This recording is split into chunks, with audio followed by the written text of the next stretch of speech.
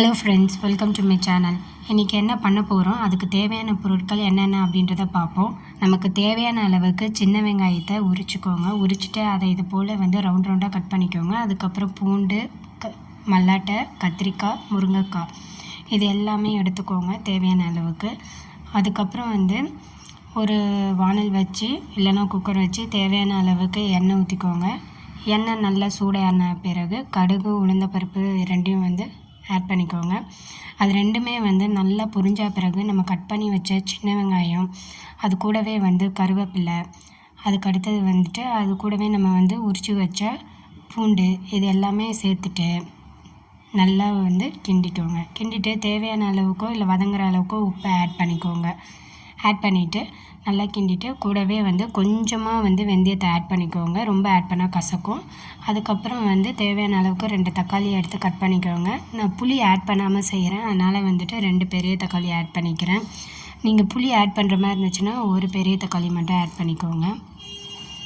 அடுத்தது இந்த தக்காளி நல்லா வதங்குற அளவுக்கு நல்லா கிண்டிக்கோங்க. ஓகேவா? அடுத்தது இது போல் தக்காளி நல்லா ஸ்மாஷ் ஆன பிறகு இதில் நம்ம எடுத்து வச்ச அந்த வேர்க்கடலை, அதுக்கப்புறம் நம்ம கட் பண்ணி வச்சுருந்த கத்திரிக்காய், முருங்கைக்காய் இது எல்லாமே ஆட் பண்ணிக்கோங்க. ஆட் பண்ணிவிட்டு எல்லாத்தையும் டாப் டு பாட்டம் நல்லா கிண்டி விடுங்க. கிண்டி விட்டுட்டு அதுக்கப்புறம் இதில் கொஞ்சமாக மஞ்சத்தூள் ஆட் பண்ணிக்கோங்க. அதுக்கடுத்தது நம்ம வீட்டில் அரைச்சி வச்ச மிளகாய் பொடி ஆட் பண்ணிக்கோங்க. காரத்துக்கு ஏற்ப இது எல்லாமே ஆட் பண்ணிக்கணும். ஓகேவா? ஸோ இது எல்லாமே நல்லா கொஞ்சம் நல்லா கிண்டி விட்டுட்டு நமக்கு தேவையான அளவுக்கு தண்ணி இதில் ஆட் பண்ணணும்.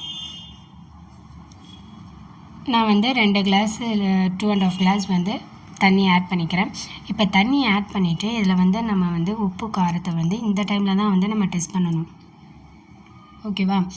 ஸோ இதில் இப்போ இந்த உப்பு காரம் கரெக்டாக இருக்கா அப்படின்றத டேஸ்ட் பார்த்துட்டு எது கம்மியாக இருக்கோ அது இந்த டைமில் ஆட் பண்ணிவிட்டு குக்கரை மூடி வச்சுட்டு ஒரு விசில் வச்சு எடுத்துட்டோம் அப்படின்னா கத்திரிக்காய் முருங்கைக்காய் காரக்குழம்பு சுவையாக ரெடி ஆகிடும். உங்களுக்கு இந்த வீடியோ பிடிச்சிருக்கா அப்படின்னா லைக் பண்ணிக்கோங்க, சப்ஸ்கிரைப் பண்ணிக்கோங்க. இதுக்கு காம்பினேஷனாக என்ன வச்சு சாப்பிட்லாம் அப்படின்னா பாயில்டு எக் வச்சு பண்ணால் சூப்பராக இருக்கும். அதனால் சுட சுட சாதத்துக்கு இந்த குழம்பை ஊற்றி 2 பாயில்டு எக் வச்சு சாப்பிடுங்க, சூப்பராக இருக்கும். ஓகே, பாய்.